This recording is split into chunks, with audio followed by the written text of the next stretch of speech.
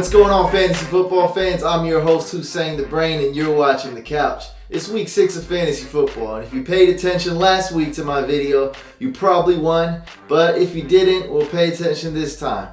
We have a special sale going on with our Fantasy Couch apparel. The sale will only last for 2 weeks, so go to fantasycouch.com/store and make sure you enter the promo code COUCH50. So you'll save 50% off on all apparel. You'll get free shipping and free sunglasses with every shirt or tank purchase. Also, make sure you check out the Fantasy Football Championship belt. They're going like hotcakes. Get yours while you can. And now for week 6, here are my quarterback bye-week fill-ins. Both Jay Cutler and Alex Smith are good to start week 6. I like Jay Cutler more, especially if Donnie Avery is not ready to go. And if you're in a dual QB league, you can hit the waivers to pick up Nick Foles or Chad Henne. Chad Henne should get some decent stats when it's garbage time against the Broncos. All 6 of these running backs were previously mentioned, but if McFadden and Rashad Jennings are not good to go this week, Marcel Reese's short-term value goes up. If you're in need of a running back in your deep league, check out these guys. David Wilson will not play Thursday, so his backups make for desperate pickups. Monte Ball definitely has some upside this week, as he could be the go-to guy when it's garbage time. I like Mike Tolbert on this list, not because he's good, but because he already had his bye, which makes his value go up just a little bit more. Bryce Brown will make for a sneaky start during these weeks. There'll be a ton of carries to go around, just enough for Bryce Brown to be fantasy relevant week 7 through week 11. I was really high on Keenan Allen in the last video, and if you didn't get him last week, make sure you get him this week.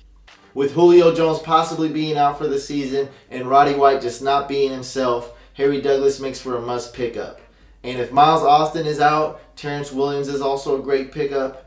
And if you're in a league that starts up to 4 wide receivers, Andre Caldwell and Jacoby Ford make for great sneaky starts. With Owen Daniels out, Garrett Graham is the tight end to pick up this week. The Bengals defense is going to be very hard to get this week. If you can't get them, check out the Lions defense or the Eagles defense. And everyone's favorite position, the kicker. I really like Hartley, Folk, and Suckup. Don't hesitate to pick those 3 guys up. And now for the Twitter questions this week. I just got this trade. Moreno and Bo for Green Ellis and James Jones. So you have Moreno and Bo. I would not do this trade because of one reason. I think Moreno is a better running back than BenJarvus Green Ellis. He's more explosive. Moreno averages 5.1 rushing yards and BenJarvus only 2.9. So do not do this trade. Here's a question on who to start for week 6. Le'Veon Bell or Stevie Johnson as my flex.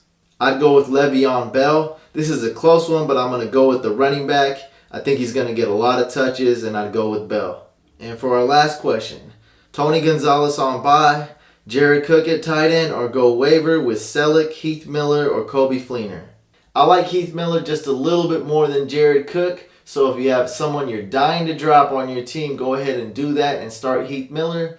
But if you have to drop a good player, don't do it and just start Jared Cook. And that's all the time we have this week. Make sure you guys subscribe to our YouTube channel and check out our Twitter and Instagram at Fantasy Couch. I'll see you guys next week.